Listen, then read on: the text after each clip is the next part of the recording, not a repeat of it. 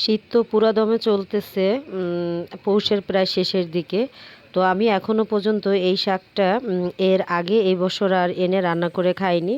তো আমি আমার হাজবেন্ডকে বললাম যে একটু বাজারে গিয়ে তুমি একটু আমার জন্য একটু বেথো শাক নিয়ে আসো। এটাকে কেউ বেথো শাক বলে আবার কেউ এটাকে বৌথা শাকও বলে। এক একজন এক এক নামে ডাকে। আমরা যেহেতু শহরে থাকি, এগুলো তো আর ক্ষেত থেকে তুলে এনে রান্না করে খাবো এটা সম্ভব না। তো বাজারের কেনা শাকটাই আমাদেরকে নিরুপায় হয়ে খেতে হয়। তবে সিজনাল যে শাক সবজিগুলি উঠে তা অন্তত একবার করে না খেলে মানে মনের মধ্যে একটা আফসোস থেকে যায় যে শীতের সিজন চলে গেল আর এই শাকটা উঠছিল কিন্তু খাওয়া হয় নাই। তো যাই হোক, শাক আনছে, শাক আনার পরে আমি একদম কেটে ধুয়ে সুন্দর পরিষ্কার করে ঝুড়িতে নিয়ে পানি ঝরা দিয়ে রেখেছিলাম। আর এখানে আমি একটা হাঁড়িতে আলু দিয়ে দিয়েছি, আলু লবণ দিয়ে আর অল্প একটু পানি দিয়ে আলুটা আগে একটু সেদ্ধ করে নিয়েছি। যেহেতু এই শাকটা খুবই নরম একটা শাক, তো আলুটা দিলে দেখা যেত যে শাকটা বেশি সময় সেদ্ধ করা লাগতো। আর শাক বেশি সময় সেদ্ধ করলে শাকের কালারটা নষ্ট হয়ে যায়, আমার ভালো লাগে না। আমি একটু শাক রান্না করলে গ্রিন কালারটাই যেন থাকে, আমি এটা সর্বোচ্চ চেষ্টাটাই আমি করি।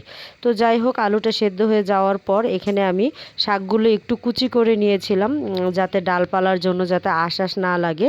তো কুচানো শাকগুলো আমি এখন সুন্দর করে আলুর সাথে ভাপে বসিয়ে দিয়েছি। দেখতেই পাচ্ছেন আমার শাকটা সেদ্ধ হয়ে গেছে। এখনই আমি এটা নেড়েচেড়ে নামিয়ে নিব, কারণ আমি যখন আবার এটা বাগার দিব তখন এটা আরও কিছু সময় যেহেতু রান্না হবে, তো এখানে আমার আর এখন সেদ্ধ করার কোনো দরকার নেই। তো বাগারের জন্য আমি এখানে কড়াইটা বসাই দিলাম। কড়ার মধ্যে আমি এখানে কিছুটা সয়াবিন তেল দিয়ে দিলাম। আর সয়াবিন তেলের মধ্যে আমি দুটো শুকনো মরিচ দুই টুকরা করে, মানে দুইটা শুকনো মরিচ এখন 4 টুকরা হয়ে গেছে, এটা আমি একটু তেলের মধ্যে ফোড়ন দিয়ে নিচ্ছি।